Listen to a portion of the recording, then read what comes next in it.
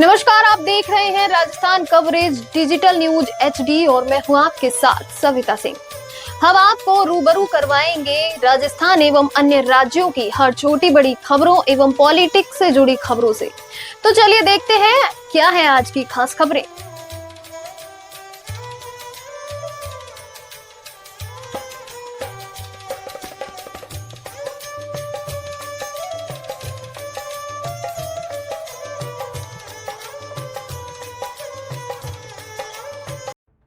प्रज्ञालोक में धूमधाम से मन रहा दशल धर्म पर्व। जारी है विशेष आध्यात्मिक कार्यक्रम। आचार्य प्रज्ञासागर जी महाराज के अवतरण दिवस पर कोटा में भव्य प्रज्ञारण कार्यक्रम, चलचित्र और नाट्य मंचन के साथ गूंजेगा भक्ति, वैराग्य और संस्कृति का अद्भुत संगम। कोटा में गुरु आस्था परिवार कोटा के तत्वाधान में तथा सकल दिगंबर जैन समाज कोटा के आमंत्रण पर तपोभूमि प्रणेता पर्यावरण संरक्षण एवं सुविख्यात जैनाचार्य 108 श्री प्रज्ञासागर जी मुनिराज का 37वां चतुर्मास महावीर नगर प्रथम स्थित प्रज्ञालोक में श्रद्धा, भक्ति और आध्यात्मिक गरिमा के साथ दशल क्षण पर्व पर अनेक कार्यक्रमों का आयोजन किया जा रहा है।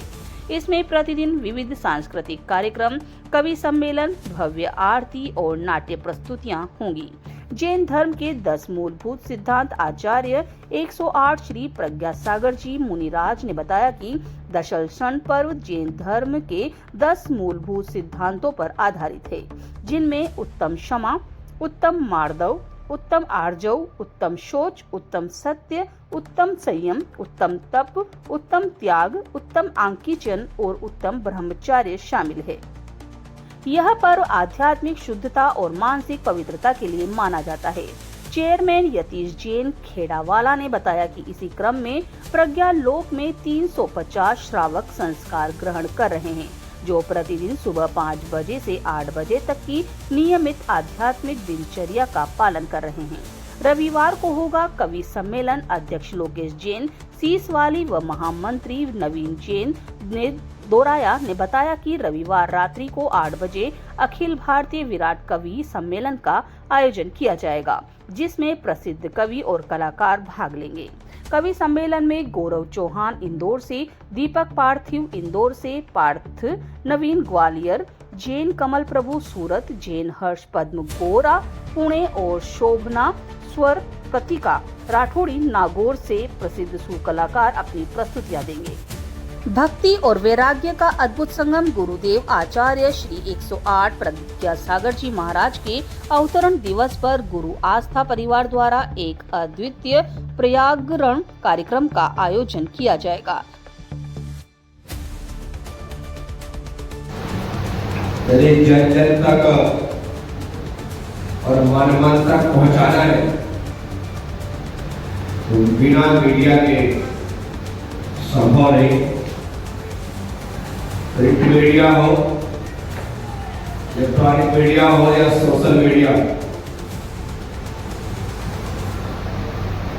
तीनों अपने स्थान पर मजबूत स्तंभ है और जो सभी बातों को सभी तक पहुंचाने का प्रयास करते हैं।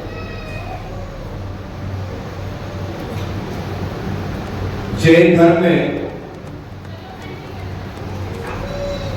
10 लक्षण पर्व, जिन्हें 10 दिनों तक जैन श्रावक श्राविकाएं बड़े उत्साह के साथ दुनिया में बहुत से उत्सव और महोत्सव आते हैं, लेकिन ये ऐसा उत्सव है जो त्याग पूर्वक मनाया जाता है। हर त्योहार में मिष्ठान पकवान बनते हैं, लेकिन इस त्योहार में, इस उत्सव में श्रावक श्राविका उपवास करते हैं, एकासन करते हैं, अपनी शक्ति के अनुसार त्याग करते हुए इन 10 दिनों को बड़ी भक्ति के साथ, बड़ी श्रद्धा के साथ करते हैं। तो ये अपने आप में विशेषता लिए हुए जिन दिनों को खुशी खुशी त्याग पूर्वक मनाया जाए, उसका नाम दशलक्षण पर्व। धर्मनिष्ठ होकर राजा भी न्याय प्रजा का किया करते। जैन धर्म कहता है राजा का धर्मनिष्ठ होना जरूरी है, लेकिन साधु का राजनीतिक होना बिल्कुल भी जरूरी नहीं। जब जब साधु राजनीतिक हुआ है तब तक धर्म बदनाम हुआ है, और जब जब राजा धर्मनिष्ठ हुआ है तब तक सत्ता का सम्मान हुआ। इसलिए राजनीति धर्म से संचालित हो, लेकिन धर्म में राजनीति ना। राजनीति में धर्म चलता है, लेकिन धर्म में राजनीति नहीं। तो वर्तमान की राजनीति के बारे में बताओ क्या सकते हैं, बड़े हो सकते हैं, वही काम के ये तो सिर्फ प्रतीकात्मक रूप में मैं यहाँ पर आने वाले लोगों को देता हूँ, लेकिन इसकी गणना मेरे वृक्षारोपण पौधारोपण में नहीं। लोग कहेंगे घर में फूलदार पौधा लगा लो, गुलाब के लगा लो, गुलाब की खेती कर लो। अभी मुझे इस सुसेर पिड़ावा पूरा झालावाड़ डिस्ट्रिक्ट में जहाँ संतरे की खेती होती है, एक व्यक्ति ने कहा कि महाराष्ट्र में 4000 पेड़ लगाने का नियम लेता हूँ। मैंने आशीर्वाद दे दिया, 4000 पेड़ पूरा जिला लगाएगा, बहुत बड़ी बात। बोला महाराष्ट्र से मेरी 4 बीघा जमीन है, 6 बीघा जमीन है, उसमें संतरे का बगीचा लगा। अरे मेरे साथ तेरे संतरे का बगीचा इसमें लगा, मैंने माना नहीं। तो संतरे का बगीचा जब तक पेड़ फल देगा तब तक तुम रखोगे, 8 साल बाद उसे काट दो, 10 साल बाद उसे। तो हम संतरे के, नींबू के बगीचों को भी अपने वृक्षारोपण के अभियान में नहीं रखते। वो तुम्हारा कृषि से संबंधित है, आपके बिजनेस से संबंधित है, वो हमारे वृक्षारोपण में नहीं आता। वृक्षारोपण में जामुन है, इमली है, नीम है, पीपल है, ये जो पेड़ है, आम है, इन पेड़ों को लक्षित तौर पे लगा करके लोग उसका लाभ ले सके। पेड़ आता है ये भी उसमें वो भी लगा था ऐसा जो आंवला, एलोवेरा, जो जंगली। सबसे बड़ी बात तो यह है कि हमें लगता है कि बच्चे बिगड़ गए, और देखा जाए तो हमारे पिताजी कहते हैं कि हमारे बच्चे बिगड़े, और हकीकत में हमारे पिताजी के बच्चे बिगड़े हैं, इसलिए हमारे बच्चे बिगड़े। ये बिगड़ने का क्रम आज का नहीं, इसे बिगड़ने से हुए आज तकरीबन 25 से 30 साल हो गए, और 30 साल से ये क्रम जारी हुआ है, और आज वो बहुत ज्यादा दिखाई दे रहे हैं, आज वो बहुत ज्यादा। इसके लिए हमें व्यक्तिगत रूप से कंट्रोल करना। उदाहरण के तौर हर माँ बाप अपने बच्चों के मोबाइल को चलाने से दुखी है। बच्चा मोबाइल नहीं छोड़ता, दिन भर गेम खेलता रहता, दिन भर लगा रहता है। इसके लिए जब तक घर के प्रत्येक बड़े बुजुर्ग यह संकल्प नहीं करेंगे कि घर में आने के बाद हम अपने मोबाइल को मोबाइल स्टैंड में एक स्थान पर बंद करके रख देंगे, तब तक आपके बच्चों के हाथ से मोबाइल दूर नहीं हो सकता। आपको छोड़ना पड़ेगा, तब जाकर के बच्चे छोड़ेगा। मैं हमेशा कहता हूँ, हम जो बच्चों को सिखाना चाहते उसे सिखाना बंद कर दीजिए। आप जो बच्चों को सिखाना चाहते उसे दिखाना प्रारंभ कर दीजिए। बच्चा 100% उस बात को सीख जाएगा। हम सिखा रहे हैं लेकिन दिखा नहीं रहे, और बच्चा वह सीखता है तो देख वह सीखता है। तो गलती हम कर रहे हैं, हमें निश्चित तौर पर वैसा आदर्श प्रस्तुत करना पड़ेगा। आज मेरे पास छोटे बच्चे से लेकर के बड़े बुजुर्ग तक सब आते हैं। क्यों? क्योंकि मैं उन्हें सिखाता कम को दिखाता है। मेरी दिगंबर मुद्रा, मेरा अपने हाथों से बालों को उखाड़ना, मेरा 24 घंटे में एक बार खड़े खड़े आहार अपने हाथों में ही ग्रहण करना, मेरा नग्न रूप में विचरण करना, ये सब चीज जब मैं दिखाता हूँ तो मेरे नई पीढ़ियों को दिखाई देता है कि त्याग तो गुरुदेव का ही है। इसलिए हम ज्यादा नहीं कर सकते, तो कम से कम गुरुदेव हमसे कहते हैं रात में मत खाओ, हम त्याग देते हैं, आलू प्याज मत खाओ, हम त्याग देते हैं। तो लोग मेरे त्याग को देख करके प्रभावित।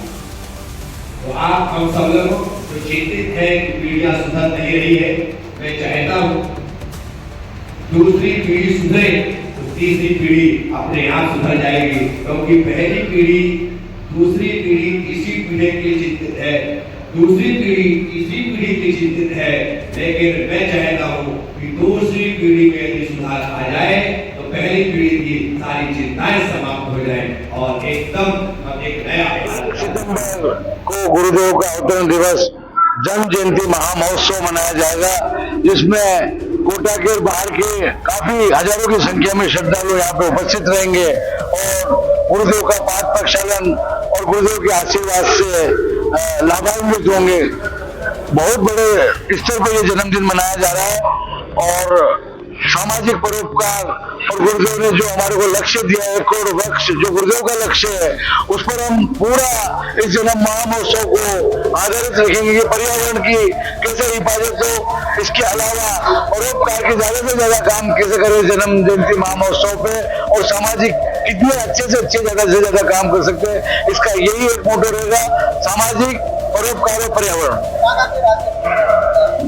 हमारे पास मध्य प्रदेश से काफी लोग आ रहे हैं, पश्चिम बंगाल से काफी लोग आ रहे हैं, इसके अलावा हमारे पास गुजरात से भी लोग आ रहे हैं, काफी प्रांतों से लोग आ रहे हैं जहाँ भी गुरुदेव के बरसों से आज 37वां चतुर्मास से तो 36 सालों से गुरुदेव को मुनि बने होकर अभी आचार्य पद पे है गुरुदेव, तो 36 चतुर्मास जहाँ भी हो सब जगह से गुरुदेव।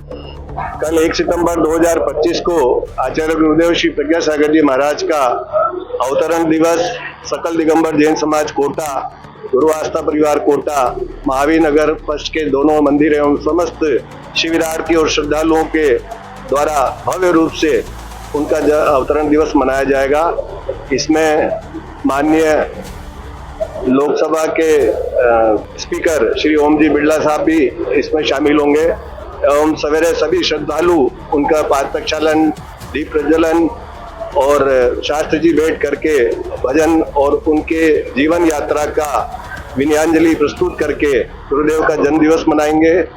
उसके अलावा शाम के टाइम एक भव्य नाटिका रखी गई है जिसमें आचार्य गुरुदेव के समस्त जीवन की यात्रा से संबंधित जितने भी प्रकरण और मांगलिक कार्य गुरुदेव के द्वारा किए गए हैं उन सभी का नाट्य मंचन शाम को प्रज्ञालोक में किया जाएगा। उसमें 100 गुरु आस्था परिवार के सदस्य स्वयं उसमें भाग लेकर इस नाट्य को भव्य रूप प्रदान करेंगे और पूरे कोटा शहर के सभी लाभार्थी और धर्मागण यहाँ इसमें भाग लेंगे। जिस प्रकार से पौधारोपण का कार्य द्वारा किया जा रहा है, इसके लिए क्या अपील देना चाहें शहरवासियों? शहर में गुरुदेव ने 1 करोड़ वृक्ष का अपना जीवन का लक्ष्य पूरे कोटा जैन समाज के सामने रखा है और कोटा जैन समाज भी गुरुदेव के इस लक्ष्य को पूरा करने के लिए पूर्ण रूप से समर्पित होकर अलग अलग जगह पर अभी तक करीब 10,000 पौधे एवं पेड़ गुरुदेव के इस संकल्प को पूरा करने में कोटावासी लगा चुके हैं और आगे भी गुरुदेव की इस लक्ष्य को पूरा करने के लिए कोटा वालों ने इस 1 लाख वृक्ष इस चतुर्मास काल में पूरा कराने के लिए संकल्प लिया है। मैं यतीश जैन खेड़ावाला, चेयरमैन गुरु आस्था परिवार कोटा। आचार्य श्री प्रज्ञा सागर जी महाराज का 37वां चतुर्मास कोटा में मनाया जा रहा है। इस चतुर्मास को हमने प्रज्ञा अनुपम चतुर्मास कोटा 2025 नाम दिया है और इसमें इसी कार्यक्रमों की श्रृंखला में प्रतिदिन कार्यक्रम अलग अलग तरीके से हो रहे हैं, लेकिन कल हमारे आचार्य श्री का अवतरण दिवस है। इसको बहुत ही भव्य तरीके से पूरा गुरु आस्था परिवार कोटा जो इस चतुर्मास का आयोजक है और सकल दिगंबर जैन समाज समिति कोटा एवं सकल दिगंबर जैन समाज महावीर नगर के 2 जो मंदिर हैं वो सारी संस्थाएं और हजारों की संख्या में सब श्रद्धालु कल एकत्रित होंगे। उनके सानिध्य में आयोजन होगा। आचार्य श्री और पूरा संघ और पूरे समाज बंधु पूरे प्रफुल्लित हैं। इस आयोजन में हम सभी को आमंत्रित करते हैं और सबको जय जिनेन्द्र। नवीन जैन दोराया, गुरु आस्था परिवार महामंत्री। फिलहाल के लिए बस इतना ही, मिलते हैं इसी प्रकार की अगली खबर में। तब तक के लिए बने रहिए हमारे साथ और देखते रहिए Rajasthan coverage digital news HD।